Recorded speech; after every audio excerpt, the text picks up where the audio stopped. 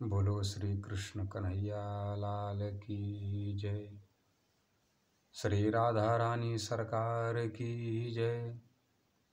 श्री प्राणनाथ प्यारे की जय। श्री सद्गुरु महाराज की जय। हे प्यारे धर्म प्रेमी सज्जनों,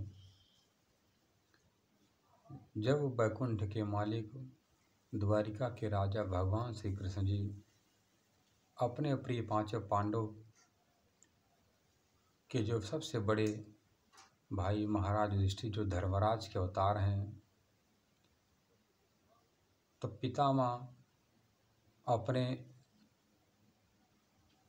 जितने भी हम महाभारत के युद्ध में लड़ने वाले थे सभी योद्धाओं में श्रेष्ठ से सयाने थे। इसलिए भगवान श्री कृष्ण जी ने युधिष्ठिर से कहा कि हे महाराज युधिष्ठिर, आप अपने पितामह से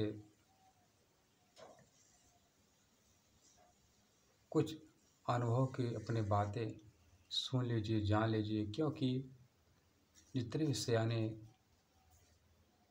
लोग हैं उनके जीवन में क्या क्या घटना घटती है, क्या घटती है, वो सब अपने जीवन के यथार्थ थे ये यथार्थता से तुम्हें वाकिफ कराएंगे। इसलिए उनके पास जा कर के उनके जीवन में क्या क्या अनुभव हुआ वो सब बात जान सकते हैं। तब वाणिक सैया पर पड़े हुए भीष्म पितामह के पास जा कर के धर्मराज महाराज युधिष्ठिर पूछते हैं, हे पितामह, आप कृपा करके बताइए कि किसका नाम का कीर्तन करना चाहिए, किसका नाम लेना चाहिए, और कोई ऐसा नाम हमको बताए कि एक बार नाम लेने पर हमको सभी नाम के बराबर व्रत पूजा के बराबर पुण्य प्रदान करता है। तो बाणों के सैया पर लेटे हुए पड़े हुए भीष्म पितामह अपने प्रिय महाराज युधिष्ठिर से कहता है कि हे धर्मराज, आप तो स्वयं धर्मराज के अवतार हैं और भगवान श्री कृष्ण जी के आप परम भक्त हैं। भगवान आपके सखा हैं, मित्र हैं, और जिनका जीवन की नैया भगवान श्री कृष्ण पकड़ते हैं उसे कौन डुबा सकता है। इसलिए मैं तुम सब नामों में जो श्रेष्ठ नाम है उसकी महिमा तुमको बतलाता हूँ। तब महाराज धर्मराज से पितामह भीष्म कहते हैं, एको अप कृष्ण से कृतः प्रणामो दशाश्वमेधा वृथेन तुल्यः दशाश्वमेधि पुनर्त जन्म जन्म श्री कृष्ण प्रणामी न पुनर्भवाय। हे युधिष्ठिर, संसार में जितने भी व्रत पूजा हैं, जितना भी धर्म अनुष्ठान है, सबका कर्तव्य, सबका कर्म ही होता है उसका अर्थ यथार्थ कि उन सब का पूजा पाठ के पुण्य के स्वरूप हम सबका मन परमात्मा कृष्ण जी में लग जाए, परमात्मा श्री कृष्ण के चरण में प्रणाम हो, उनमें ध्यान कैसे लग जाए। इसलिए शास्त्र भी कहते हैं, गणपत्येषु शैवेषु शाक्तेषु सुव्रतः वैष्णवेषु मंत्रवर्गेषु कृष्ण मंत्र फलाधिकाः।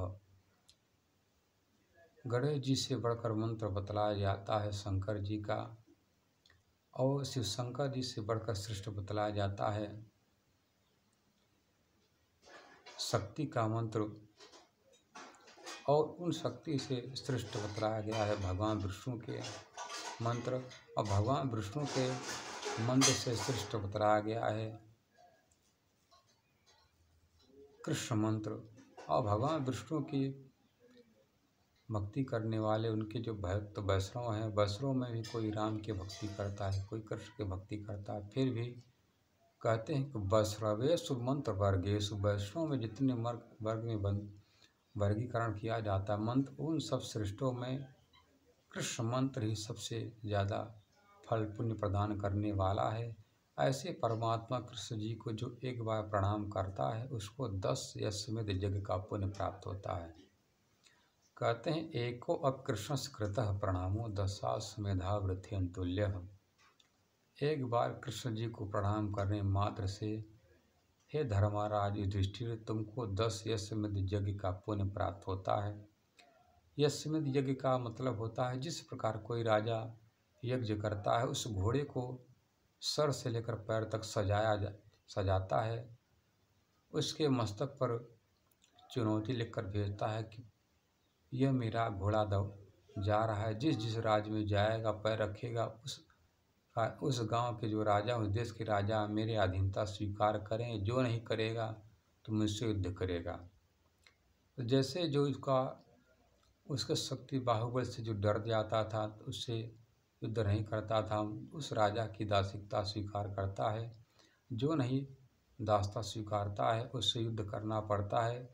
जब राजा सभी राजाओं को 200 दिशाओं से जब उनका घोड़ा लौट कर जीत करके आता है, जहाँ पर यज्ञ वेदी बना रहता है, उस यज्ञ वेदी के पास सब जब ये समेत घोड़ा को वहाँ पर बलि दिया जाता है यज्ञ कुंड में।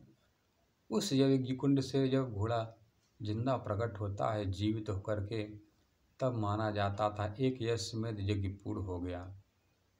उसी प्रकार कहा गया है कि आप एक बार कृष्ण जी को प्रणाम करने मात्र से आप इतना व्रत, इतना पूजा पाठ, पहले के समय में राजा महाराज यज्ञ करते थे, तो यज्ञ ऐसे नहीं करते थे जैसे जिस नगर का जो राजा यज्ञ करता था, उनके नगर के रहने वाले जितनी भी प्रजा है, किसी भी वस्तु की कोई कमी ना हो।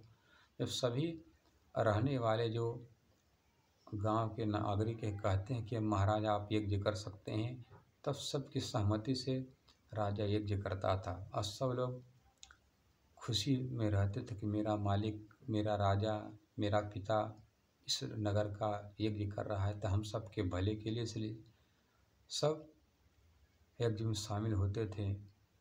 उसको करने के लिए कितना समय लगेगा, इसलिए भीष्म पितामह कहते हैं महाभारत के शांति पर्व में, हे धर्मराज युधिष्ठिर, तुम्हारा व्रत, धर्म, पूजा पाठ एक परमात्मा कृष्ण जी को प्रणाम करने मात्र से सब संपूर्ण व्रत पुण्य का प्रदान करने वाला है, देने वाला है। इसलिए एको अब कृष्ण से कृतः प्रणाम, एक बार कृष्ण जी को प्रणाम करने मात्र से 10 यज्ञ यज्ञ का पुण्य प्राप्त होता है और 10 यज्ञ यज्ञ करने वाले का जन्म मरण होता है, पर कृष्ण जी को प्रणाम करने वाले का जन्म मरण नहीं होता है। ऐसे भीष्म पितामह उनको अपने प्रिय महाराज युधिष्ठिर को समझाते हैं।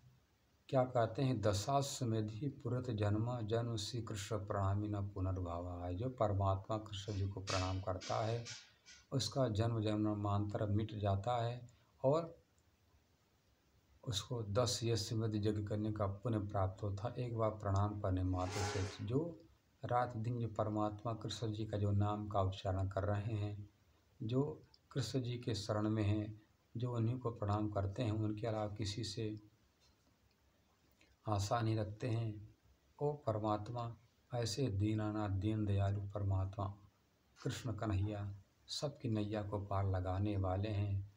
इसलिए हम सबका यही कर्तव्य होता है, सभी शास्त्र पुराण का यही कहना है कि तुम्हारा मन, तुम्हारा ध्यान उस परमात्मा कृष्ण में कैसे लग जाए, और जब तक तुम्हारा ध्यान परमात्मा कृष्ण में नहीं लगेगा, तब तक तुम्हारी नैया पार नहीं हो सकेगी। इसलिए बोलो श्री कृष्ण कन्हैया लाल की जय, श्री राधा रानी सरकार की जय।